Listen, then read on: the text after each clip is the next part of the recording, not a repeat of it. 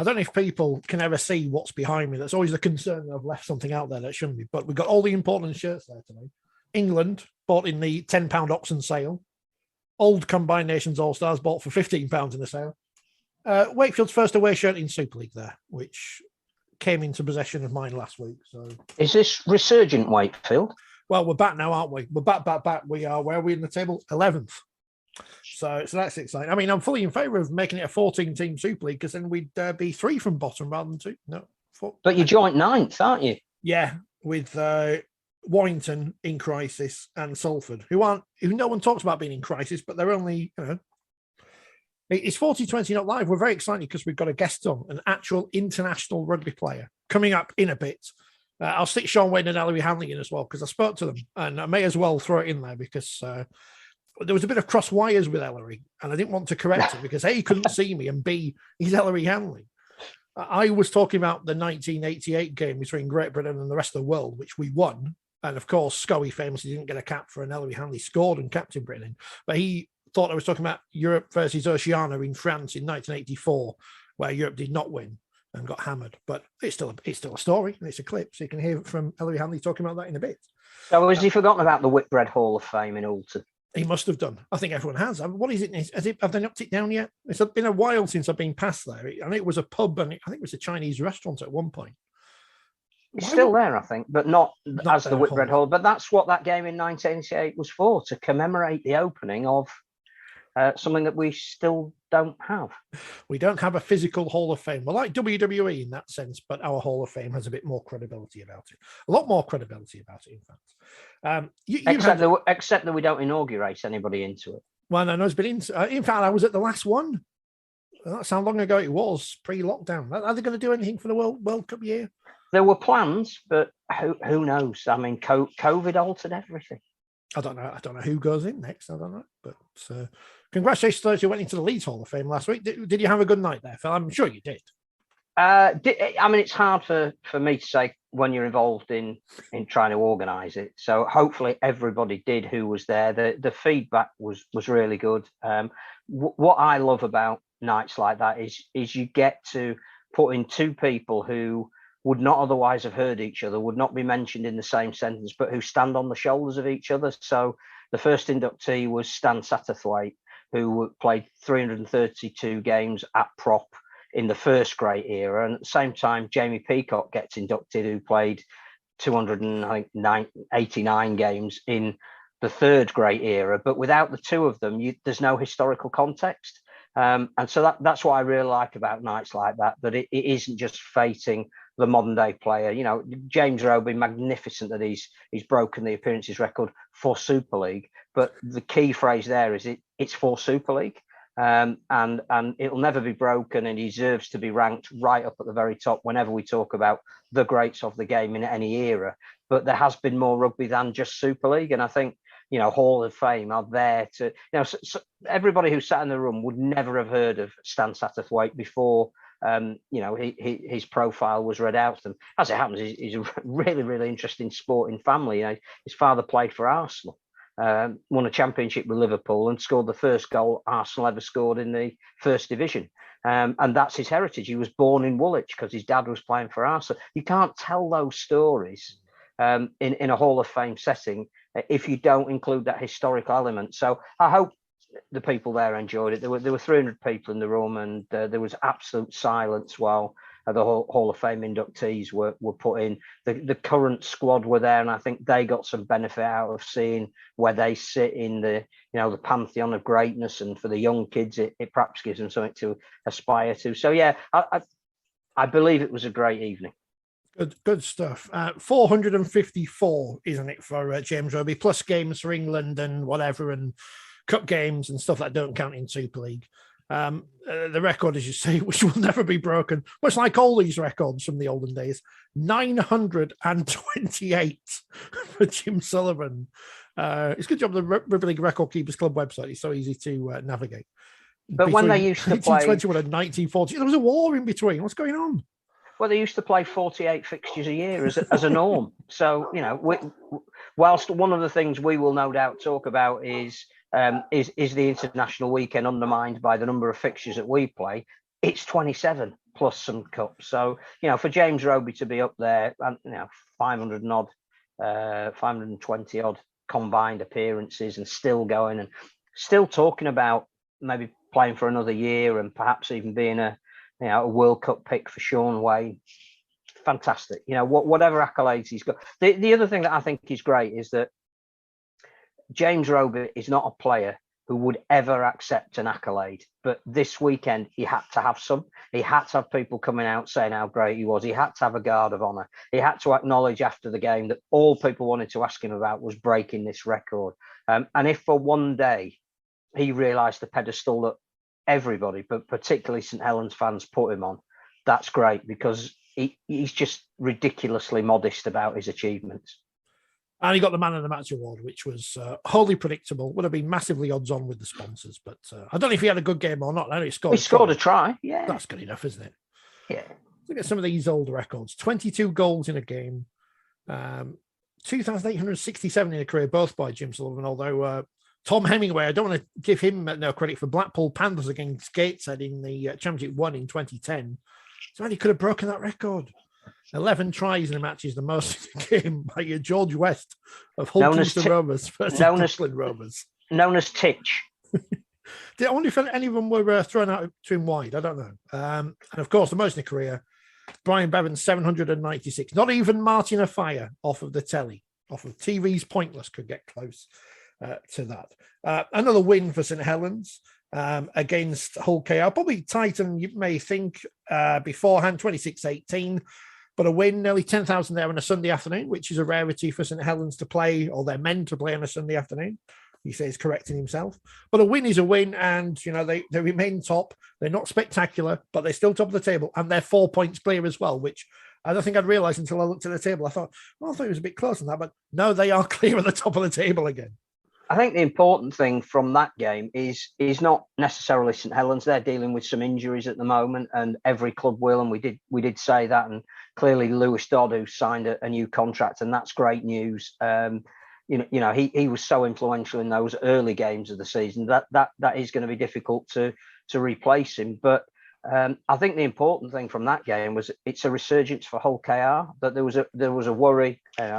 Post Mr. Smith's announcement of his departure, that the whole thing was falling apart and that they couldn't buy a win and that they looked so far off the mark. But again, just looking at some of the footage that came in from the game and reading the reports and the interviews with the respective coaches, as you say, not only a lot closer than perhaps many predicted, but signs there that Hull KR are getting back to what they're good at, and the fact that they've dropped out of the top six, I don't think should worry them too much. I think they'll be back in the mix. Yeah, they are, aren't they? Because there is that group of themselves, Castleford and Hull, who are there or thereabouts looking to fill those final two places. Big win for Cass away at Toulouse, especially in a very tight game there, 20 points to 14. So certainly a lot of spirit shown by the Tigers to get over the line in that one. Late try from Mahe Fanua. Obviously not missing Jack O'Neill at all at Castleford. Have you seen any of him yet on the telly? Well, I gather you're designated to watch every episode of Love Island. It's on the Skybox. I've written 400 words already. None of them about him. It's about the history of the programme. But it is what it is. I'm sure Warrington will sign him afterwards because they need him. Because they lost to Wakefield, 30 points to 24. No golden point needed for Wakefield this week. Wakefield behind until it really mattered, and that is a sign of a team that have got a really good spirit about them, believe in what they're being told and are carrying it out. And I think players are talking about departing, and there was some unrest amongst the fans when it looked like that they might be dragged into a relegation battle. But what Willie Poaching particularly and Francis Cummins are doing is giving them the tools to be the best they can be, and the best they can be waited until exactly the right moment and turned over Warrington for the third time this season. And all of the plaudits went to a young winger who got back and made a match-winning tackle, which again, there's lots to talk about Tom Johnson, where he's going to be playing, how important he's been, what a superstar he is. There's another guy behind him now who might be taking his shirt next year, who's just done something very Tom Johnson-esque to save the game. So good luck to him. Louise Murphy, the Leanne Bennell, rather, of Wakefield. And, of course, playing outside Corey Hall, who, again, he impressed me pre-season. And, I mean, look, we both were at that game at Handley a few weeks ago, and Wakefield were dreadful. And afterwards, you know, you signed a press conference and Willie Perching saying this, that, and the other about what's going on and how close they are to a win. And lo and behold, he knew more than we did because he's close to the thing, and they beat Hull by a point, and then they beat Warrington, who, you know, what we do know is, and you said it after that game, we learned nothing about Leeds from them beating Wakefield. I don't think we learned anything from beating Warrington. We'll come on to them in a moment, but Warrington Wolves, what is happening? Do you know what? I don't think any of us really know. What I find really bizarre is that today, out of absolutely nowhere, they've just released Billy Magoulias, who obviously was somebody had done their research and said he's going to fit into this group, and he's an offloader. He's, you know, wasn't quite making the Cronulla first team, but his style of play looked really suited to a Darryl Powell type team. He's been there, we're 15 games into the season. He hasn't played all of them. I think he missed the first 4 or 5 when he was coming over here. They've already decided within that short space of time that somebody has made a grave error of judgment. Now, that could be he hasn't settled over here, his family haven't. So there's loads of reasons why. But I just think that's a sign of a team that has issues beyond who the personnel are that are turning out every week. Having seen them live when they played Leeds the other week, and you know, everybody was right to extol the performance that Leeds put on. I just saw a group of very talented but totally unconnected individuals. When 2 of the players go into the crowd after the game, which happened, and that was only amongst Warrington fans who were disagreeing with themselves. They weren't. There was at no point did those fans look like they were going to come to anything like blows. You know, it's just that clearly there was somebody who was aiming some ire at the players. They've just lost at home by 40 points. People are going to. And the fans that were at the front who were shaking the hands of the players may even have been those players' family or close friends. So clearly there was a feeling that perhaps it just needed to calm down a little bit. But what it didn't need were 2 players going into the crowd, which incentivizes it. And actually, those 2 players going into the crowd tell you something about something that is happening there that isn't quite right. And I don't know what it is. I suspect that Darryl Powell has found a job that's going to take a lot more working through than perhaps he realised when he got there. He is the man to do it, and clearly, you know, as has been said on many an occasion, you're not going to get rid of 25 players all in one go. There are contracts to honour. There are ways you want to play. There are people that you want to see, you know, playing perhaps a different style. It might not be for them. But there are obvious issues at the moment at Warrington, and the danger is not that. I don't think they're going to get dragged into any kind of relegation battle. But you know, 3 or 4 more results going the wrong way, and they're not even making the top 6 this year. And that you know, nobody expected that, even if there was going to be a transition under Darryl Powell, that they would not be challenging for the 2 trophies that they're eligible for, and they haven't. They've woefully gone out of the first. Brilliant though Wakefield played to knock them out, and they're losing touch in the second. All that matters is Wakefield won, and that's the important thing from a Wakefield's perspective. Is Darryl Powell there trying to knock down the Warrington squad in the way that the demolition job's going to be done on the East End at Wakefield in the next few weeks? That's the big question. Wait for lumps of concrete to appear here. Chairs. I don't expect to see a big chair. I mean, I did. I floated the idea, and we will see. I'm not sure I'll get away with a chair, but I can go in the. You will in your shed, surely in your shed. Yeah, in the shed. I've got a shed. Getting in the shed. Which chair would I want though? Do I want one from the media row where I spent the last 20 years just about on and off, or do I want one where I used to sit? There's the big question. I want one of those the people who sit in front. People who sit in front who shout abuse at Matt Horton, those people. That's Mrs. Horton, as she's also known. Elsewhere, let's talk about Leeds. They lost to Huddersfield, 30 points to 16 in a stadium which was... What was going on with the... Were you there, Phil? Were you there? I was. Did you see the fire? What was going on? What was that all about? Well, why we set fireworks off in daylight, I've no idea. It obviously has limited spectacle when you can barely see them.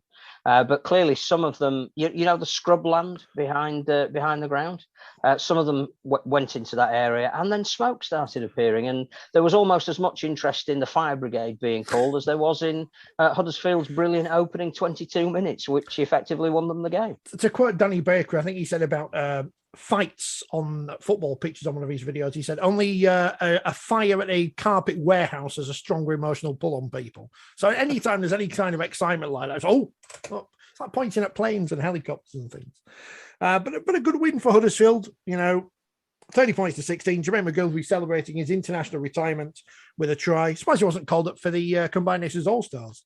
But there you go. Huddersfield win, Leeds lose. Huddersfield were really impressive. And what, you know, I think if there is a scant crumb of consolation for Leeds, it's that after the poor showing in the first 20 minutes when they could not get their hands on the ball, and Huddersfield were just excellent, absolutely superb in what they did and how they did it.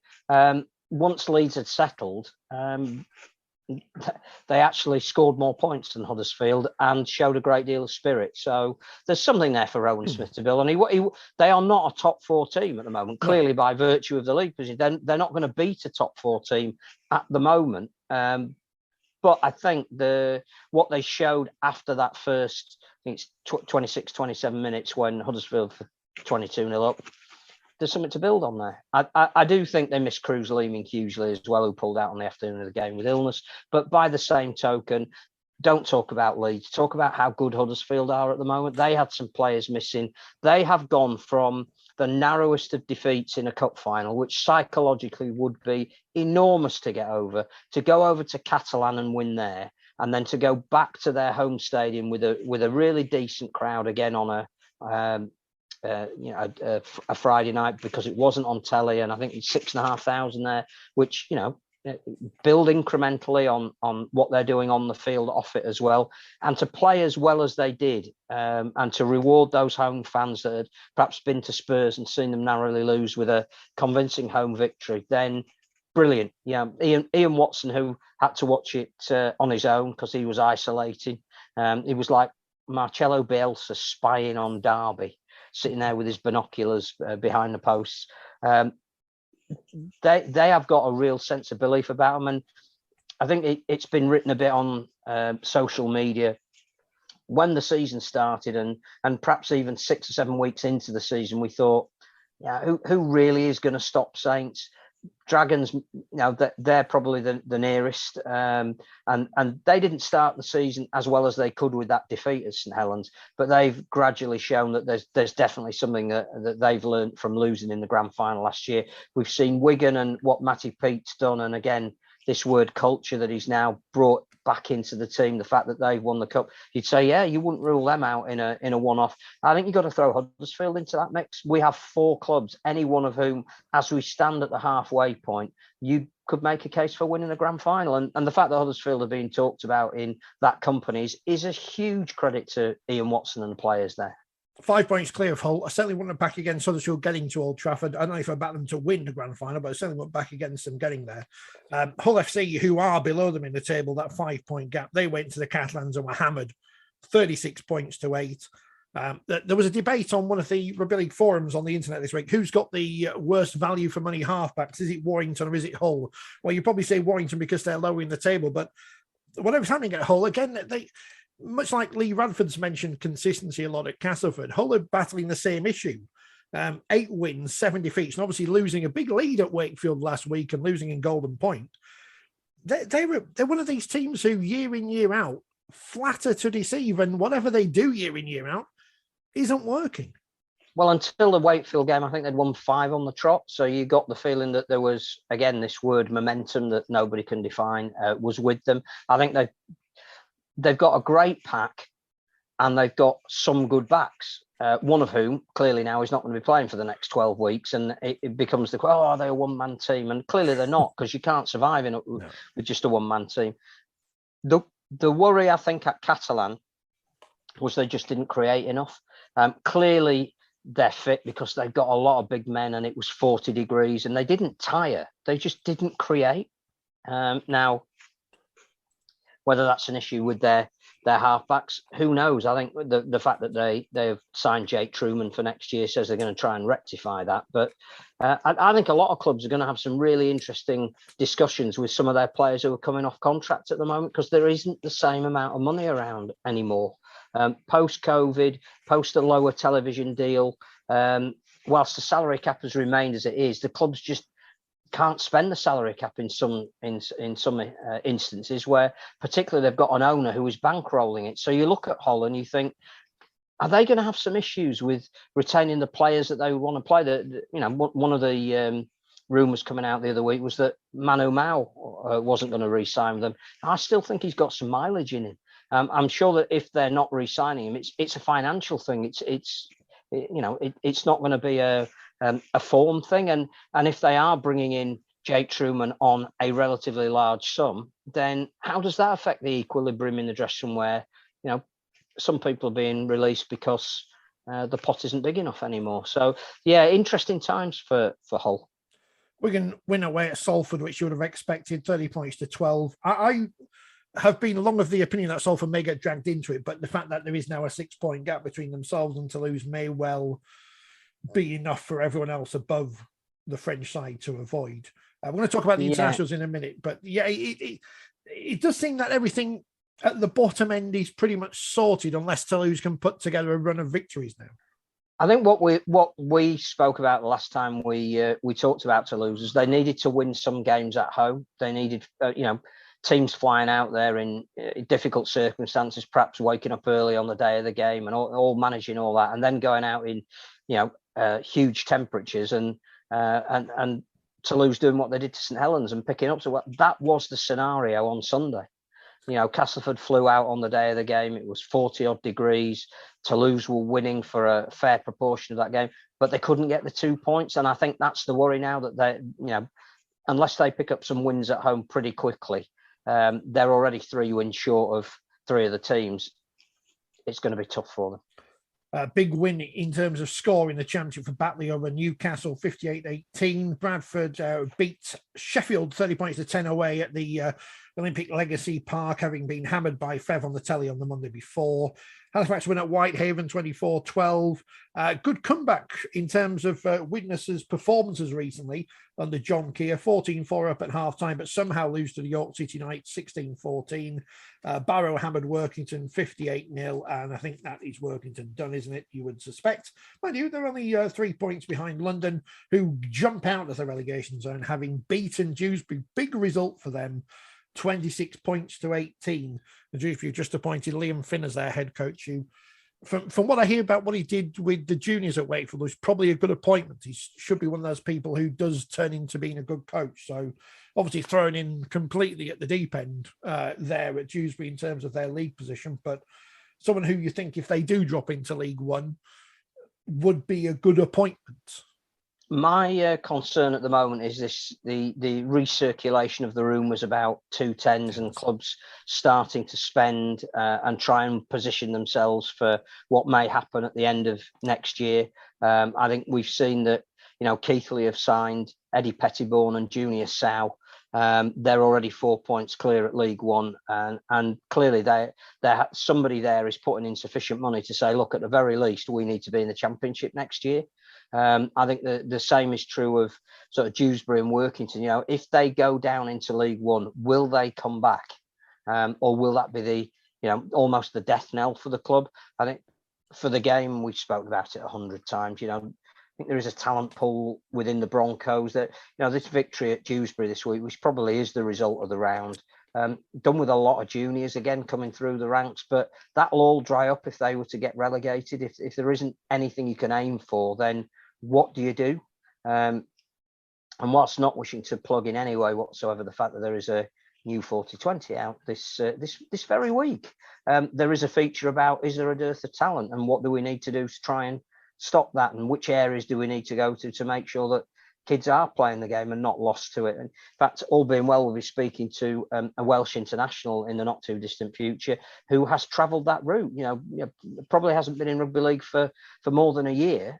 Is already been capped, but suddenly there's a pool of talent there that we didn't have access to, and that we have to do the same in the men's game as well as the women's. And whatever people say, London and the South has more access to people who might go on and be superstars of the game than some traditional areas do. I know attendance is not the be all and end all, and they are, whatever they are, but Cornwall got a bigger crowd, and they're a team who won 0 this year than the 3 teams who published an attendance in the Championship on Sunday. Obviously, League would have got a bigger crowd yesterday against Feather, and they won that big game. But Cornwall losing to Keighley, as you'd expect. Keighley were probably saying Jack O'Neill, actually, not Warrington.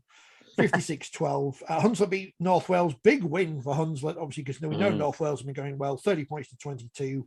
Oldham beat Midlands 66-0. Bit of a bump down to earth for the Hurricanes. Over 1,000 as well at Swinton. And well done to them, because that was free on the internet. So there's no reason for anyone to go to that one.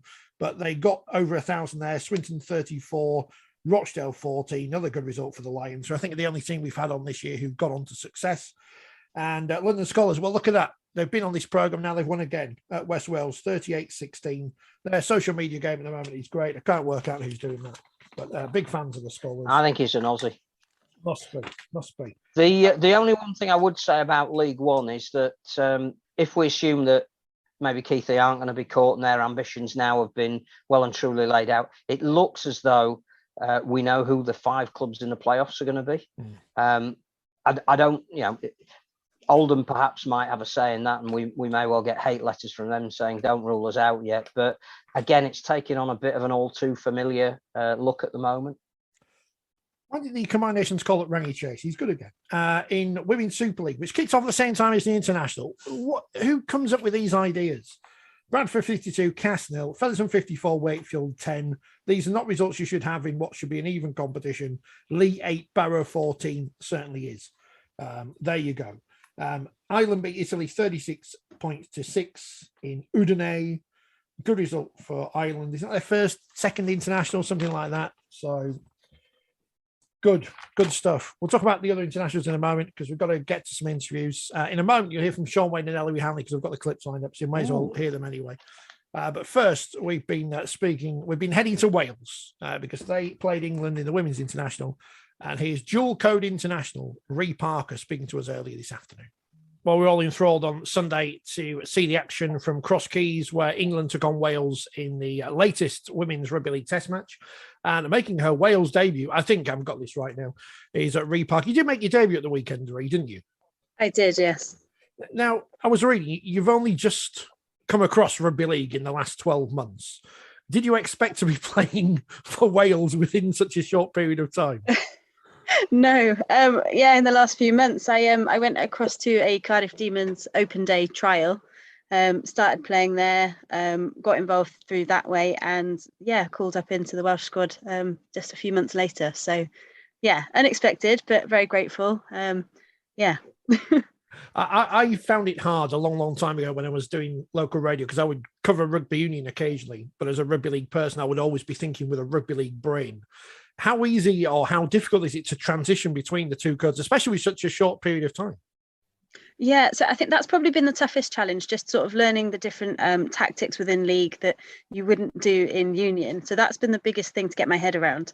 And I think just the girls have made it very easy. Obviously, the coaches have made it a lot easier to sort of stand behind the back line, telling me what sort of decisions they would be making in the right places. And so it's been a bit of a mindset change. I think just working out what to be doing in which stages of the pitch has been a big change through league from union as well. Obviously, it's a lot more stop-start and a bit more tactical in just kind of where you're going and where you want to be on the pitch before you start making strikes, things like that. So, yeah. How did you find it on Sunday? Because it was an interesting test match to watch. Obviously, England have got lots of experienced players out there, yourself less so, but there wasn't really a massive gap between the two sides.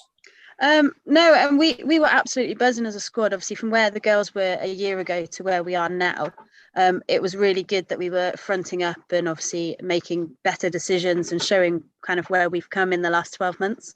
I think there was areas obviously that need improving, as always. I think we were really strong in the centres. We need to tighten up a little bit on our outside D. but we're not a million miles away. So that was really promising. And obviously to get over the line and score as well puts us in really good stead for next week and obviously going forward. So you're already talking like a rugby league player in D and all that kind of thing. If I'm going to take you back to the first thing that you said, you went to a trial at Cardiff. Why did you go in the first place? What was the appeal and the attraction suddenly of trying your hand at rugby league? I mean, I've played rugby union since I was 6, so it's been a long time. I sort of made my way through the pathway there. I've played club rugby regional, obviously went on to represent my country. It's something I think obviously there was an opportunity to take. I wanted to give it a go to see if I could sort of transfer my skills over into a different code. And it just took off very quickly. So yeah, I think it was good fun. It's a new challenge. It's been a new challenge mentally as well, just learning the new game. Obviously, when you've played union for so long, you get quite set in the ways of how you do things, and the improvements are probably minimal. Whereas in rugby league, it's been like really good fun learning a new sport, learning again, obviously new rules, things like that. So it's been more of a challenge for me, which I really enjoy. And how did you hear about rugby league? And is it because, as we've been banging on about for far too long, the profile of women's sport is really growing no matter what that sport is, and the league is playing its part in that? Yeah, absolutely. I mean, I think, if I'm honest, I can't remember where I'd heard obviously about the trials and things. I probably think it was probably on social media. I'm involved obviously in a lot of the women that were already involved. I know them quite well, so word of mouth and obviously through promotions and things, and I thought I'd go and give it a go that way. But yeah, like you've said, I think the women's profile in sport is definitely on the rise, and yeah. I mean, the one person who has been put up on a pedestal after the performance at the weekend was the fullback Leanne Burnell. What was it like seeing all those last-ditch tackles she was making to keep her in the game? Honestly, she kept us in that game, like the first half early on as well. I think, like I said, obviously tightening up in little areas in D, but she massively helped us out. And I think for her as well, still being relatively quite new to league herself as well, just putting her body on the line for the team, for the badge, just lifted everybody, made us want to get back, work harder. And obviously I was really pleased that she was able to get over the line and score as well. She's fully deserving of a great performance from her. Obviously, you say you've made the switch recently, and I guess players like yourself who are learning this new sport can go back to others and say, hey, you need to give this a go because it's quite fun. Yeah, I think, yeah, definitely. I mean, I think we've probably already stolen a few from Union that have come across to training at Cardiff Demons especially. I think it's worked out quite nicely in terms of where the season's finished with Union to then pick up something else to keep people going through the summer. I think people really enjoy it and stay. So, yeah, definitely. I mean, Phil remembers in the early 90s when the men, well, in the late 80s and early 90s, when Welsh men came over for the money and the challenge, of course, of playing rugby league. And I guess there's that big challenge is there, and no World Cup this time for Wales, but certainly qualification for the next one is certainly a possibility. Yeah, obviously that's the goal. That's where we're trying to head to. I think the squad that we've got now, and obviously with all the management and the goal, it's all a shared goal. So hitting that World Cup would be amazing. And I think if we carry on, obviously making the improvements that we have, leading off the back of that England game going into the rest of the season now, I think we're in really good stead. And obviously the girls can watch the games back. We can make little changes. Everyone's really keen to improve and obviously put the best of themselves out there and do the badge proud. So that's definitely the goal. That's where we want to be. And as I said, it's a shared mindset, it's a shared goal. So there's a lot of talk around rugby league at the moment about how we don't prize the internationals as much as perhaps other sports do. We don't get the same income stream from them that particularly cricket and rugby union do. But you're fortunate in the sense that you've got 2 internationals on consecutive weeks. I mean, how important is that for your development? I would say from obviously looking at the Italian performance last week, it's a game you'll win. You'll go in the exact opposite to how you played England rather than the underdogs, you'll be expected to rattle up quite a few points. But it's great to be able to, I would imagine, play one week and, as you say, analyse and go straight back out and do it again. Yeah, absolutely. I think, I mean, obviously it's a tight turnaround. I'm not sure the girls last year had such a tight turnaround with 2 games as well. So just making sure we're recovering, making sure the analysis is done so that we can go in firing next week. But like you said, it's perfect in terms of we can fix those little things quickly, go out and obviously see that it'll make an impact. And like you said, hopefully put a lot of points on and come away with the win. Yeah, I think it's really good that it's back to back. I think it gives us a good platform going forwards. I guess the difference is, even for the coaching staff in briefing you, they know so much about England, and clearly even, you know, some of the players in your team will have played with those girls last week against Ireland, and that's it. Does that make it harder or easier, do you think? Yeah, harder in some extent, because obviously you don't know which players are the strengths or potentially the weaknesses, which ones you want to aim for. So yeah, it does make it harder in some sense, but also it's quite a nice way that we can focus on ourselves. We don't need to worry about who's who they've got on the pitch. We can focus on our own game and try and implement the wrongs from this weekend going forward, and try to make sure we're playing in the right areas of the pitch rather than focusing on individual players that Italy may have. So I think it's quite nice in some respects, but again, obviously you don't know who their strengths and weaknesses are, so we're going to have to do a lot of problem solving on the pitch at the time as well. Going into Sunday's game, were you looking at individual England players and trying to stop them, or was it all about the stopping them as a team? I think it was more about the team. Obviously, we know of certain players. Obviously, they're within their own rights as well, and obviously how they perform. I think it was more about a team and what we could do just to show where we've come in the last 12 months rather than focusing on individual players of theirs. Obviously, we're aware of where their threats were, so we needed to make sure that we were tightening up in certain areas. But it was very much about us and what we could bring going forward and to show where we've come. So obviously you are new to things, and the Cardiff Demons and the Super League South is a relatively new competition, but would you like to see more games involving the clubs from that competition and the teams in the Super League in the North, so to speak, to test your arm against the likes of St Helens and Leeds and York? Yeah, absolutely. I mean, obviously, as you've touched on, it's still a relatively new league. I think a lot of the teams are probably in similar positions where girls have just come across, they're learning the sport. So I think I've said previously, if you want to be the best, you've got to play against the best. So obviously the teams up in the North are fighting in the top positions. That's where we want to be ultimately, and we want to be playing against them and obviously showing how we fare against them. And I guess so, yeah, definitely in the future. It's trying to make everything a balancing act, because as much as obviously we'd like players from Wales and all nations to be playing for the top clubs, you aren't getting paid, so there's got to be some kind of balance in there as well. Yeah, I mean, it's hard, it's a commitment, but I think women's sport, especially since my career started, it's all I've known. It's you do it for the love of it rather than any financial gain from it.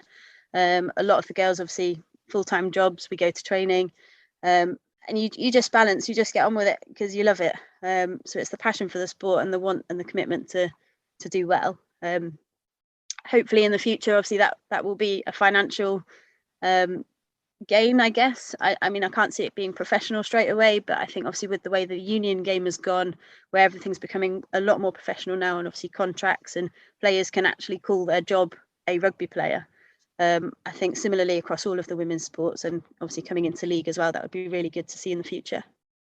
And we've spoken to a lot of women players about this particular issue, and professional can mean different things at different times. Clearly, if there isn't that sponsorship money coming in yet to pay you, professional has to be the kind of backup that you get, you know, the training facilities, the physio services, the management doing video with you, maybe even things like the shirt presentations beforehand. How have you found all that? Does that compare between league and union? I think it's unfair to compare them this early on in the league within Wales. I think obviously with the union, there's minimum standards and there's a lot more financial support behind them, as you've said, to have the facilities, to have the standards that you would expect for professionalism. I think within league, for us at the moment, obviously there are minimum standards. The girls raise the standards constantly, the coaches do the same. And where possible, obviously without the financial backing that you would you would want. The environment is as professional as it can be, and as I said, the girls turn up with full commitment, having done a full week of whatever job they're doing. I mean, I'm a teacher, I'm a primary school teacher, so this term is crazy busy, but you turn up and you almost park that somewhere else so that you can show full commitment and be as professional as you can to better yourself and the team, and obviously take on as much as you can when you're at training. So you'll be getting the whole school to come along and support you this weekend. And just talking about that, you're at the same venue, and there was a great atmosphere. There were sufficient people there to deem it a success as well, I think, in getting that message out there. I guess it's important that you go back to the same venue within a week, and Cross Keys seem to be a decent place for you where you are at the moment. Yeah, absolutely. I mean, it was lovely. It's got quite a nice home feel to it, that club anyway. So obviously having friends and family, being the first game in South Wales, having friends and family being able to come with it being so close, was perfect. Obviously it gave us enough of an atmosphere. The home crowd, you could hear like every hit that was going in when Leanne scored. Like, honestly, just the difference the home crowd make is phenomenal. I know a few of the girls went into the local primary schools leading up to the game last week to sort of spread the word and give tickets and things. So now that one game has been played there, I think going into next week as well, like you said, it will raise that profile again. I think word of mouth, oh, we did this last weekend, and then next week hopefully we'll have even more fans there. So yeah, that would be great. Now, the one area Wales absolutely hammered England on Sunday was the national anthems. I don't know if any of the England players are going to watch this, because sometimes they do, and I get in trouble, but disgraceful singing from England, not very good at all. Wales, obviously, we know, the land of song. But you come against Italy this week, and they're not bad at banging out their anthem as well. So it's going to be a great clash even before the game's gone underway. Absolutely. I mean, we're proud of our anthem. We're proud of how we sing it. So I'm glad you've said that. I think England were at a bit of a losing start, though. They picked an awful backing track for them with ridiculously high singing. So I'll give them that. But no, absolutely, the Welsh always show good heart, and I'm sure they'll do again this weekend. Who were your rugby heroes growing up then in the early part of your career? Oh gosh, Johnny Wilkinson. He was one of the favourites. Just in terms of the way he did everything and his professionalism. I think I remember reading his autobiography as a teenager and then trying to replicate things that he used to do when I was turning up to training and things. I think also having the women around me, because I played at senior level when I was only 17, and a lot of the England women's players at the time were in our local club, so I was playing against them, with them, similarly for the Welsh internationals. So I always looked up to them as good role models, obviously, throughout my early career as well. It's just strange because, you know, Phil especially and myself remember when there was a big rivalry, is not even the word, but you didn't cross between one or the other. But now there's so many things that happen between the two, especially at this level, that it doesn't seem to be that there is no issue between rugby union and rugby league in the women's game at the moment, at least anyway. Yeah, no, I think, again, especially over here, because it's still quite in its early stages, it's still quite new. There isn't that rivalry between the league and the union. It's obviously you can cross both of them, and yeah, this I think because it's still quite new. I think that the rivalry hasn't been built, as I'm sure it probably has across the men's game over the years. Well, I think it's important as well, as you said, that the seasons don't overlap too much, so you're not having to choose one or the other. And again, that's a boom. When the extended squad was announced for these two games, 2 sets of twins, was I right in reading somewhere? Yes. How does that go at training? How on earth do you tell them apart? I had fun when I first started, because I don't know them very well, and obviously only met them a few months ago. So it was fun trying to work out who is who. They're great, all of them. I think even the coaches just call twin, and then they'll get 4 people will turn around and answer them, which isn't great. Obviously, they need to learn names and things, but they're good fun. Very similar, quite similar in how they play at times, but obviously different positions, so that makes life a bit easier to work out where they are on the pitch and who's who. And again, in terms of we talked about how you would raise the standard maybe at club level to make sure that internationals then have got even more value. I don't know if you've ever seen or heard of State of Origin, as they do it in Australia. It's when Queensland play New South Wales. It's arguably the pinnacle of the aggression and skill levels that we see in rugby league, which we're hoping to replicate in the Test arena. Just as a thought, you were talking about playing in Women's Super League South. What if there was a South representative team that played Betfred Super League as it exists in the North in a 3-match series? Is that something we perhaps should be looking at, do you think, or trying to create that kind of rivalry? I think it's definitely a step in the right direction. I think in terms of a progression from the club onto their sort of the best of the South to play up in against the North, I think it's definitely a step in the right direction to grow the game in the South. In terms of a rivalry, yes, I can imagine anything North and South would be good fun. I think a 3-test series you said? Mm. Yeah, I think that would be good. Obviously, if it went one apiece, that would bring for an amazing final game as well. So yeah, I think it's definitely a step in the right direction. Obviously, we'd like the South teams to be having enough strength and depth in them to compete individually anyway. But I think while the South is building, I think that would definitely be a good stepping stone. Mindful of taking too much of your time, especially as a teacher. So final one from me.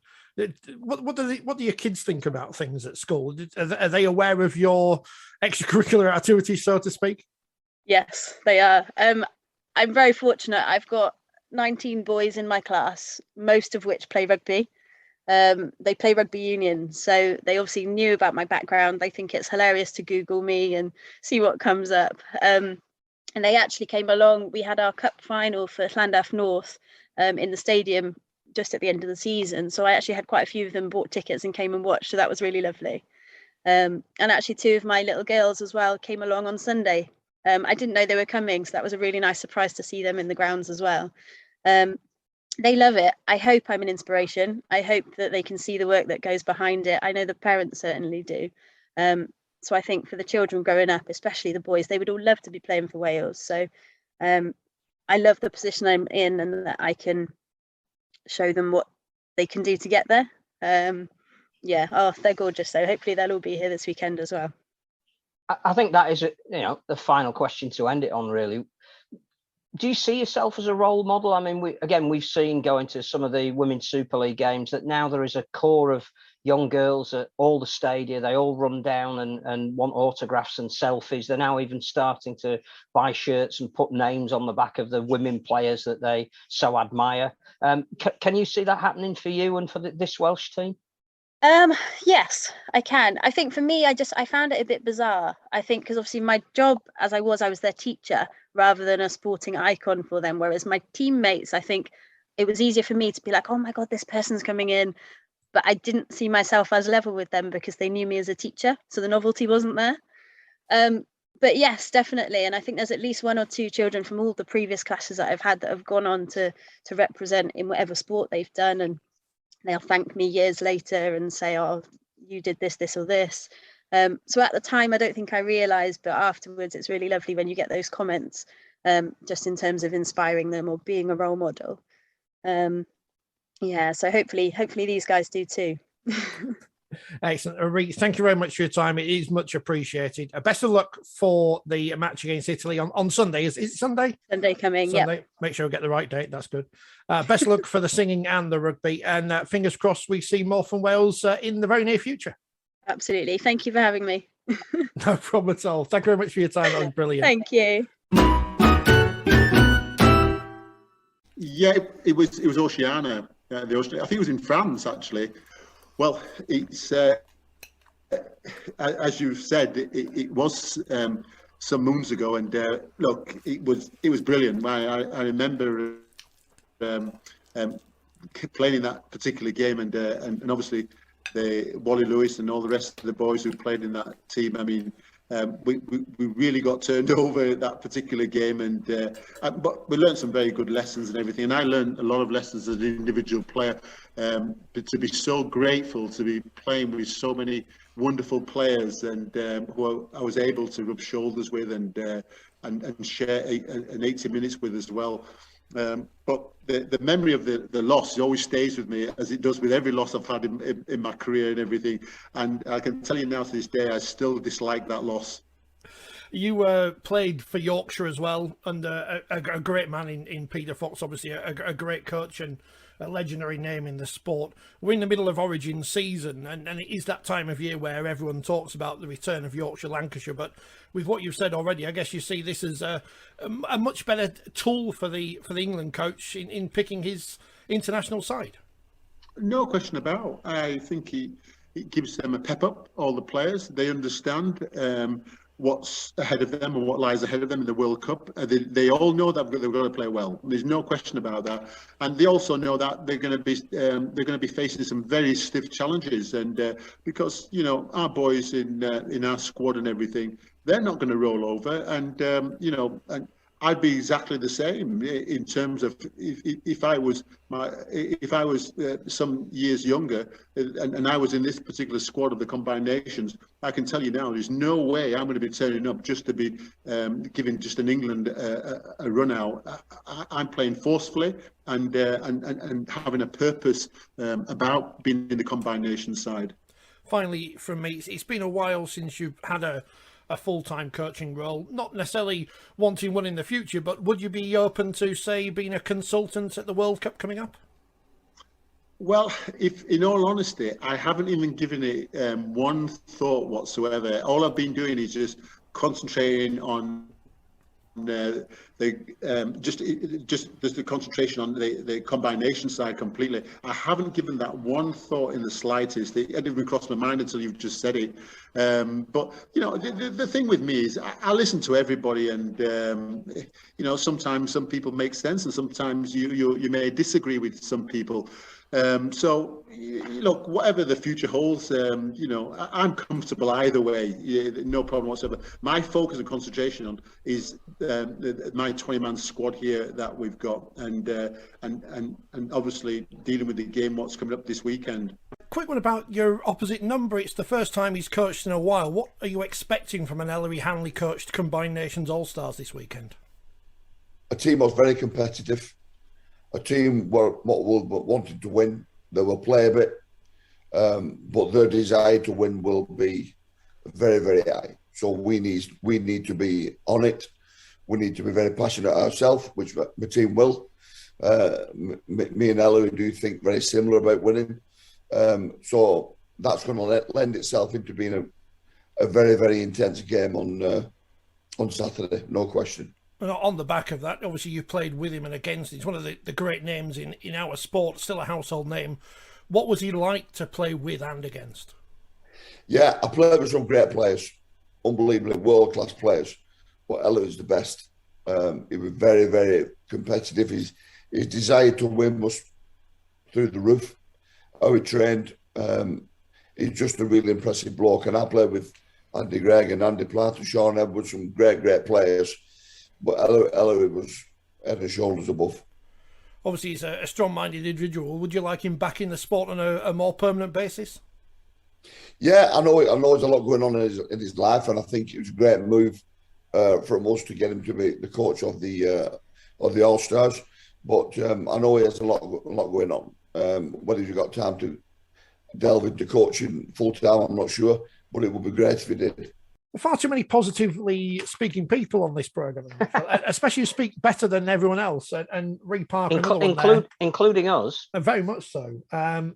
Played at 7 at the weekend. Been playing Rugby League for less than a year. That's some meteoric rise. Obviously been playing rugby in the generic term for a while, but to step in at 7 in your first international, and certainly Wales were not outclassed in that game. 32-6 on the scoreline, but England should be winning these games by a lot more when you take into account the experience on show from England in terms of international caps and just playing at a higher level. They should be out of sight against teams like Wales. And that's no disrespect to Wales. That's all credit to Wales. But I worry about England going into the World Cup. I know you're saying that after a 32-6 win, but it wasn't convincing for me. No, I think that is the concern, that the last couple of performances that England have put in have been well short of what they'll be coming up against particularly Australia and New Zealand, but one or two of the other Southern Hemisphere nations, we know what happened last time they played the PNG Orchids over there. There would be a concern, I think, as you, and no doubt we'll talk about the meaning and value or otherwise of playing the Combined Nations All-Stars. You're going to have limited games if you're Craig Richard and his team between now and the World Cup. You've got to make the most of those games. You've got to play your best team every time you're out there. You've got to get your best combinations working. If you win by 100-0, you're preparing for the World Cup. This is a year where you don't trial. You go with your best. And I think, again, he's now just picked 4 players to come into the squad for the game against France this week. I don't know if you should be chopping and changing all the time. I just think you got to say my top 17 going in. This is who's going to play against Brazil if nobody gets injured when the World Cup kicks off at the beginning of November. And I'm going to play them together as often as I can. And we're going to get more and more ruthless. And we're not going to be bothered about who we play. We're not going to be bothered about the PR value of whether it's 80-0 or not. We are here to do a job. We are not going to, make it.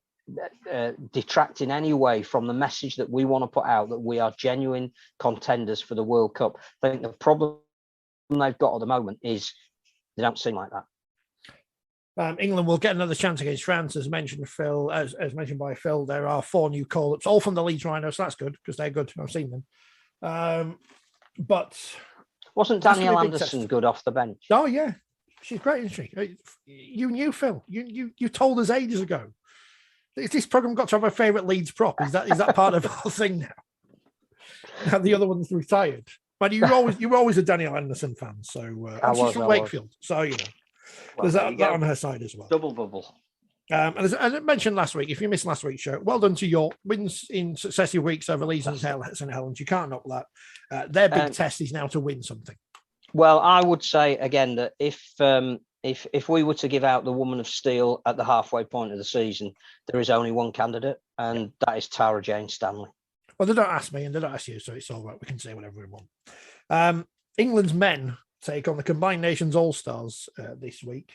If you listened to that interview a few moments ago, you'll have heard the very leading question from myself to Ellery Handley about, in Origin season, everyone talks about Yorkshire, Lancashire, you played in that, but you seem to be saying this is a much more important test for the men. Now, as we said in that interview with Rhi Parker, Phil, Betfred Women's Super League North versus South would seem to be a good test trial for all nations, but this is the best we've got at the minute.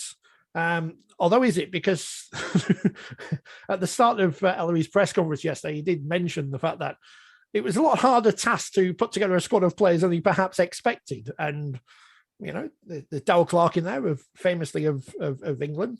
Lots of Warrington players in this squad, which is amazing because if you're picking players on form, they're not in form. Coaches always say that, but they never mean it, do they? I think there's 2 things on this. One is, does the concept have merit? In which case, what do we need to do to give it some kudos? Because at the moment, there's more people pulling out than there are playing. I would preface whatever we think about whether it's a good idea or not with the fact that, again, in World Cup year, England have to play somebody to try and prepare them for the World Cup. I have several, but a number of issues. One is, I don't think many people are going to turn up. I don't think they buy into the concept. I think there is an issue as well about the cost of living crisis at the moment, the fact that they can see what they deem to be a less than meaningful game on the telly. They don't need to go. And the issue about that is that it just won't look very good on Sky. So that's a concern.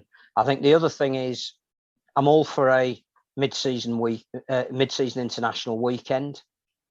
But why the hell have we got a different weekend to the one in the Southern Hemisphere? I don't understand that. I don't get that. Theirs is the week after ours. They have got some really significant international games being played, and there's nothing to say that if we weren't allied to them, that we couldn't have perhaps had a Tonga come over here, and that would have filled the ground. Tonga playing England would have repeated the semi-final of the 2017 World Cup. All of those great Tongan players, Christian Wolff, obviously, who is their head coach, being based here. That you could sell an England team that included any of the NRL players that Shaun Wane wanted to play because we've got a comparable weekend. I don't see why we don't do it. Again, it's a half-assed thing. And then if we say that the clubs are genuinely supportive of giving England what they need in the World Cup, why did they have a 27-round season? It's absolutely ridiculous. No wonder there's players injured. There's players being pulled out by their clubs. So my laptop crashed. And you've missed a brilliant bit, which I didn't record. In fact, all of it was brilliant. But the best bits are always the bits that don't get recorded. They are. But, stop us in the street and we still won't tell them. You're mid-flow, so to speak, on the Combined Nations All-Stars. There's an image. And it's not as we say, it's not the concept, it's the execution of the concept. And I get the feeling sometimes that I've seen it compared this week to the Barbarians, but that's a bad comparison because that's a dead concept as well in 2022. Yeah, no, and that has a history and tradition behind it, and it was stuck with, and it became an event in the calendar that players were released for, and television companies did want the big names playing in, and that's what happened. And should pay tribute to Phil Bennett at this stage. He was one of the greatest rugby players I ever saw play in the 1970s, would have graced Rugby League, and there were certainly Leeds and St Helens were after him throughout that period. And he's just a great player of a code that happens to have an oval ball. But yeah, that is not a fair comparison. The other thing I was going to go on and say, and I think we said that there is no criticism aimed at any of the players that have been called up for this, whether anybody thinks that they'll play in the World Cup or they're worthy of their place. It's almost secondary to the need to be two teams out there. The one thing that I got frustrated about was the selection of Michael McIlroy by England. Michael McIlroy has played 2 World Cups for Ireland.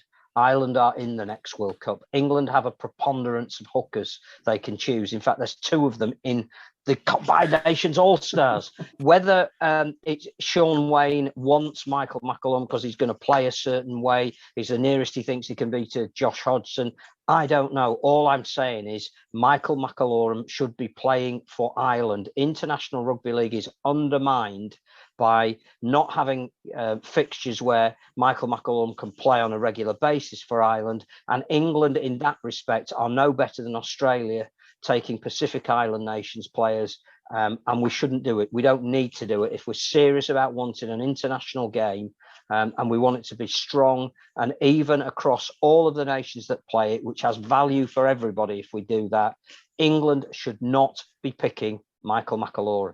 I mean, I probably should have asked this question of Shaun Wane yesterday, shouldn't I? So it is my fault. But if you're picking Michael McIlroy on form, because he said he is, along with James Roby, the form hookers, and obviously we don't need to see James Roby, and he's retired, and if he's coming back or not, he's irrelevant at this moment in time. If Michael McIlroy is picked on form as the best English qualified hooker in the competition, how do 5 Warrington players get in the squad and a number of them in the Combined Nations All-Stars team as well? Because surely they can't be in form if they are the joint second worst team in Super League and the worst English team joint in Super League. It's not about form. It's about getting 2 teams out there that represent those 2 shirts. And as I say, going back to what we were ranting about, well, I was ranting about before. You cannot take this game seriously if the clubs decided they were going to play 27 rounds this year. You cannot take this game as seriously as you should take it if the international windows aren't aligned. So we've got the best of a bad job. There is more of a sale in this to the world at large outside Rugby League than, say, Yorkshire, Lancashire, because at least you can say to people, here is England, the team which will be at the World Cup, which obviously they won't because it's going to be full of NRL players, but they don't know. That's okay. And the Combined Nations team is an all-star team of players who do not play for England or are not playing for England at this moment in time. So it's probables versus possibles, which is one of Scully's old theories at this point. It is something you can sell to a public outside of Rugby League. And yet we played in Warrington, which isn't the easiest place to get to. Again, as you mentioned earlier, the cost of living crisis, if you're going over from Hull, it's going to cost you a fortune in petrol. It's on the telly, so you not bother.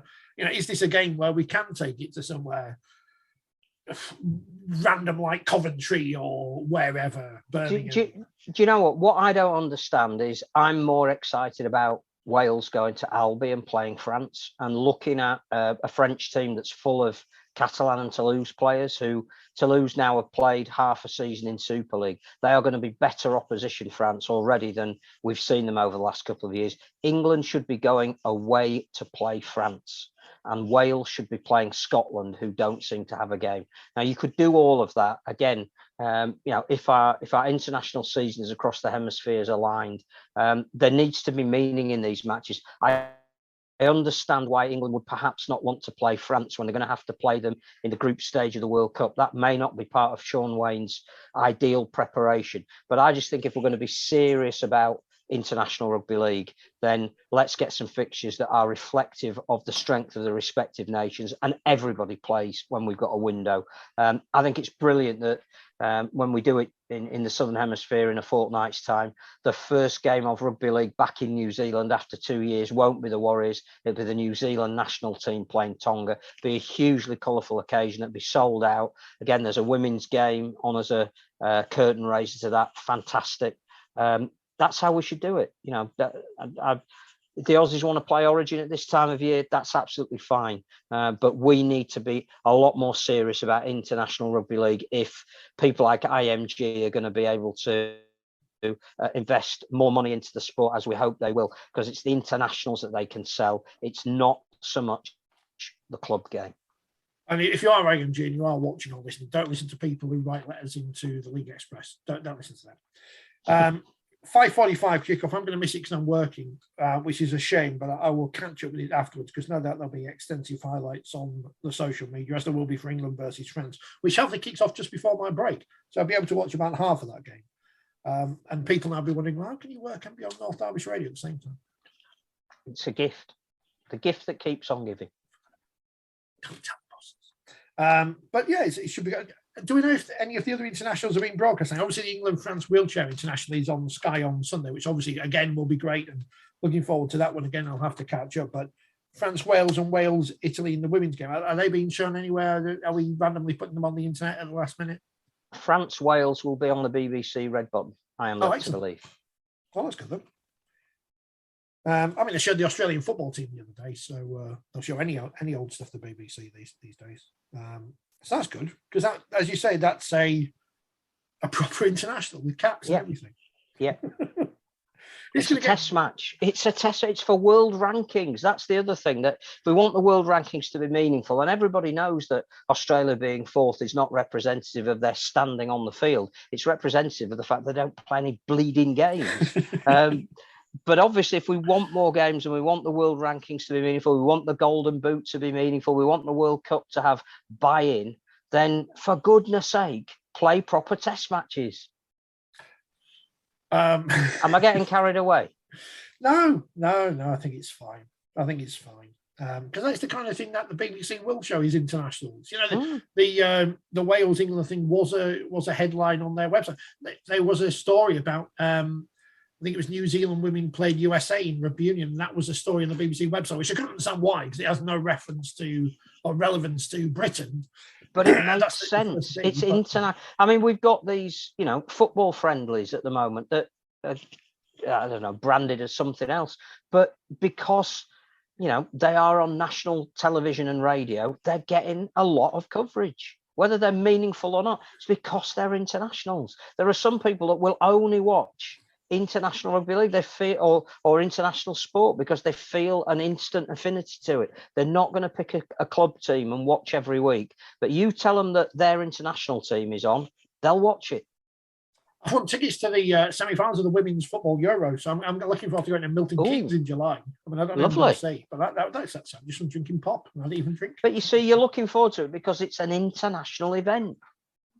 Anthems, as I say, Wales, Italy on Sunday would be worth going to just for the anthems, because we were out so terribly. As much as it may have been the RFL that cut me off for criticism of the England team, but the anthems. Which anthem will the Combined Nations sing? Rhetorical question. Yeah. I mean, my favourite all-time thing is that they had a vote in Australia about what to change the national anthem to, and it nearly was Waltzing Matilda. That was one of the options. But the person who put that forward is a person who doesn't get named anymore. So you can work them out yourself, dear listener, by going on Wikipedia. When I had a proper job and you used to click random on Wikipedia, that's the kind of thing I learned. But there you go. So, hopefully everyone though who does turn up enjoys a weekend of international rugby league. We probably recommend the 2 women's games in Wales versus France over the England men versus the combined nations, whoever Ellery can phone up. Well, it could be us. If the phone's been ringing while we've been recording this, we might have got a call up. Day for feet. I've got England. They've got more combined nations all-stars players than we've got none in the England team. Well, I think combined nations. But I think that's the other thing, that you've hit on something that's really important there, and it applies as much to Leeds. Leeds have got, I think, 4 players in the combined nations, 1 in England. Who, as a Leeds fan, going to that game, are you going to be predisposed to support? Not quite the rivalry we were hoping for, I don't think. I'd like to thank the combined nations and Ellery Handley for calling up Mason Leno so he could get off his back. Thank you. I'm keeping an eye on the discipline because I'm looking out for what happened between York and Leeds in Women's Super League last week, but they haven't. Oh yes, have they not done anything yet? No, the case has been, it's been sent to tribunal, hasn't it? The punishing, yes, but no, nothing out as of yet. I am one of these people who does actually go on to the disciplinary bit. Obviously, go into it far too much because it remembers which link I need to go to. But yeah, I'm waiting. It's not come out yet, so we'll wait and see. That'll be interesting, but there you go. So after all that, it's International Week. We're excited for some stuff. We hope it all goes well. We hope it's good. And no one gets injured, so then they bin off the combined nations after 2 years. But yeah, it's going to be a weekend of rugby league, and as we said, as well as the other game to watch will be England versus France on Sunday at the Manchester Basketball Centre, because that could be. I don't want to say a preview of the World Cup final, but it could be a preview of the World Cup final. Well, again, they're playing each other in the knowledge that, they're going to be meeting in the World Cup, hopefully at the final stage. It's not stopping the fact that they are 2 nations of similar ranking and standing, and both of them want to play that game to see where they are in preparation for the World Cup. We should be playing the men's game away in France. Fingers crossed next week we will have someone involved in the Wheelchair Challenge Cup final with us on the programme. If they reply to my tweets, DMs. So fingers crossed he does. So hopefully we shall have a guest live in the studio next week, if not on Zoom. But we'll be back next week, which will be exciting. Phil, thank you. Thanks for putting up with the terrible laptop here. I'm going to have to get a new one Saturday up to us. That's okay. I hope the rants came out in full. I mean, we'll see how it looks, because that's going to be the excitement of editing this program together now. But enjoy the week. We'll be back next week, hopefully with some exciting rugby league to talk about. If not, then I don't know what we're going to talk about, but we'll find something. This is an addendum because I forgot. Phil, the magazine's out this week. It's funny you should say that. If you're going to the game, or even if you're not, get a copy of the magazine. And if you're going to Warrington on Friday afternoon, Steve Mascod's at the club shop, just randomly. Just buy his book. Go into Tesco's and have the ice cream sundae. I did the other week. It was very nice. Buy Steve's book. Buy the magazine. Watch some rugby league. Come back next week. Professionalism is not a word in our dictionary.